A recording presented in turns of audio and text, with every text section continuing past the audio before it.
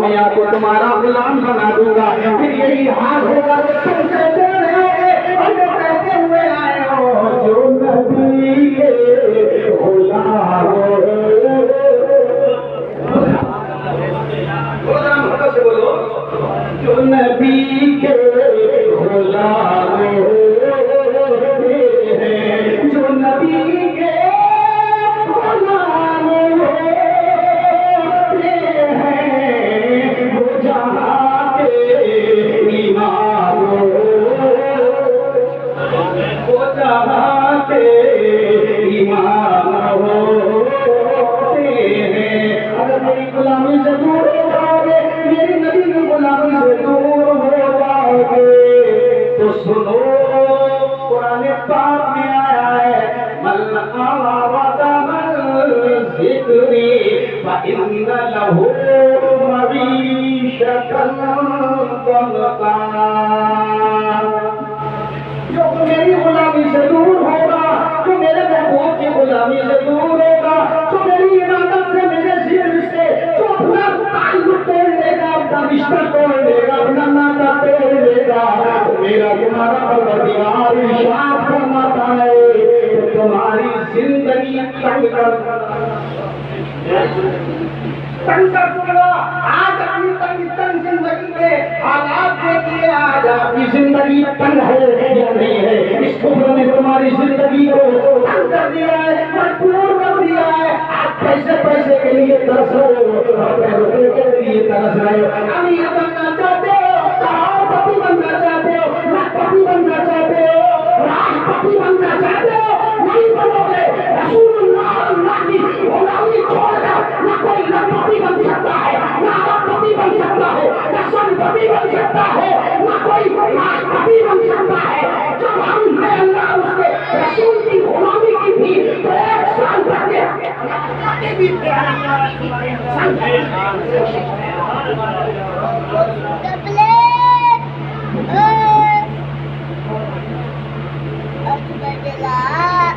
मालदार होना कोई अच्छे नसीब की अलामत नहीं।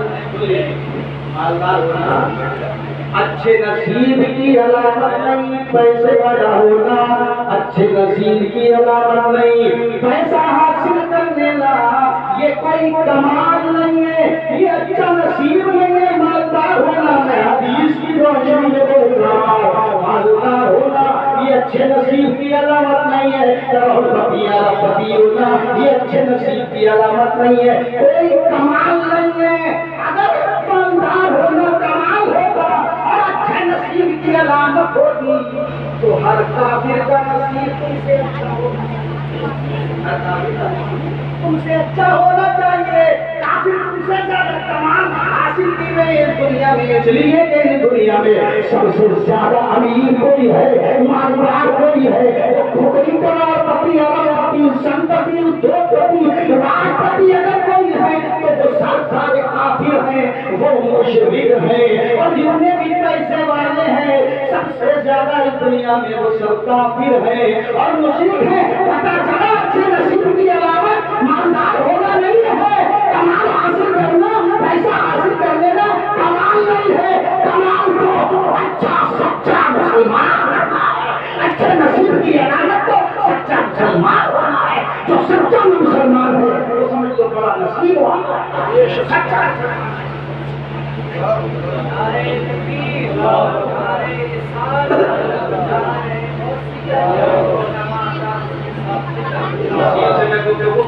वक्त नहीं है, वक्त नहीं है। अपने हालात में अपनी किस्मत से अपनी मालदारी का जरा जायजा कीजिए, अपने इल्म का जायजा ले लीजिए। तिजारत दुनिया हमसे करती थी पहले 1000 साल पहले, आज हम दुनिया से करते हैं। एक मजदूर की हैसियत से हम दुनिया में रहते हैं। चाहे मुसलमान दिन में 10,000 कमा ले, 20,000 कमा ले, 1 लाख कमा ले, 2 लाख कमा ले, मगर मजदूर की हैसियत से कमाता है। मजदूर की जितनी भी हम तिजारत करते हैं सब पैरों से करते नहीं करते। कितने हॉस्पिटल है आपके, दिखा दीजिए। कोई हॉस्पिटल नहीं है आपका, दिखा दीजिए। आप यूनिवर्सिटी, आप कहीं यूनिवर्सिटी नहीं है आपकी। कोई कॉलेज नहीं है आपके, इंजीनियर कितने हैं, कहीं नहीं है आपके इंजीनियर, कितने MBBS डॉक्टर हैं, कोई आपका MBBS डॉक्टर नहीं है, कितने MD है, कोई MD नहीं है, इल्ला माशाअल्लाह, उसकी कोई गिनती नहीं है, कोई फैक्ट्री नहीं है आपकी, जितनी भी फैक्ट्रियां हैं सब कुफर की, जितने कॉलेज है सब कुफर के कॉलेज है, जितनी यूनिवर्सिटियां हैं सब कुफर की यूनिवर्सिटियां हैं, जितना भी पैसा है सब कुफर का है। इसलिए हमने अल्लाह और उसके रसूल की गुलामी छोड़ दी, नमाज़ें पढ़ना छोड़ दी, रोजे रखना छोड़ दिए, ज़कात देना छोड़ दिए, हज करना छोड़ दिए, इल्म से इतनी दूर 80-70-80% मुसलमानों को साइन भी करना नहीं आता। साइन भी, अरे साइन छोड़िए, 80% मुसलमानों को सही तरह से अंगूठा लगाना भी नहीं आता है, अंगूठा पकड़ के लगवाया।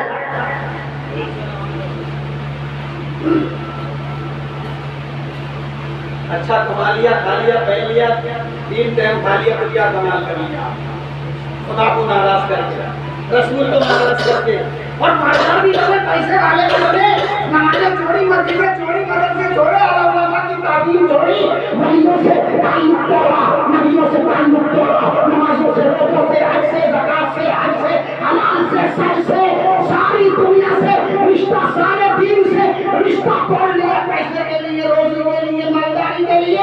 मैं एक बात करना चाहता हूँ, जब खुदा से रिश्ता तोड़ा, रसूल से रिश्ता तोड़ा, मस्जिदों से तोड़ा, नमाज़ों से तोड़ा, ज़कात से तोड़ा, हज से तोड़ा, सच से तोड़ा, हलाल से तोड़ा, कीमत से तोड़ लिया, दुश्मनी कीमत से तोड़ लिया, शराब से तोड़ लिया, जुए से तोड़ लिया, बेईमानी से तोड़ लिया, सूद से तोड़ लिया, ज़कात से तोड़ लिया। तो मैं इतना कहता हूँ मेरे भाइयों मुसलमानों, पूरा इस्लाम तुमने छोड़ दिया, किसके लिए? पैसे के लिए, रुपए के लिए, तीन वक्त अच्छा खाने के लिए, अच्छा पहनने के लिए, अच्छी बिल्डिंग बनाने के लिए, कारों में घूमने के लिए, तो कम से कम कुछ तो मुसलमान होने का हक अदा करते। ये पैसा जो कमाया था तो कम से कम सब कुछ छोड़ने के बाद हलाल ही कमा लेते, हलाल ही खा लेते, कम से कम उसको मुसलमान होने का हक अदा करते।